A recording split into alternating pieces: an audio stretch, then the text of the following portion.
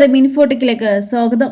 Jail ചാടിയ ഗോവിന്ദസ്വാമിയെ പിടികൂടിയതിന് പിന്നാലെ പ്രതികരണവുമായി കൊല്ലപ്പെട്ട യുവതിയുടെ അമ്മ. ഇങ്ങനെയൊരു കൊടും കുറ്റവാളിയെ പോലീസിന് വിട്ടുകൊടുക്കാതെ കൊല്ലാമായിരുന്നില്ല എന്നാണ് അവർ പറയുന്നത്.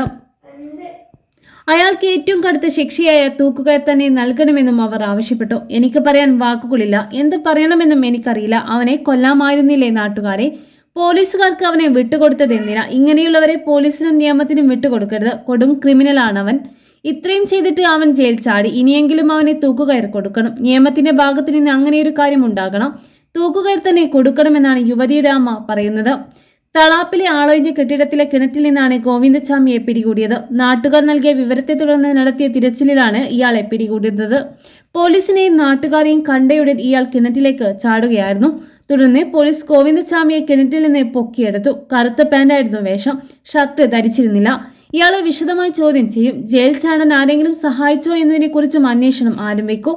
വളരെ ആസൂത്രണത്തോടെയാണ് ഗോവിന്ദസ്വാമി ജയിൽ ചാടിയതെന്ന് ജയിൽ DGP ബൽറാം കുമാർ ഉപാധ്യായ പ്രതികരിച്ചു.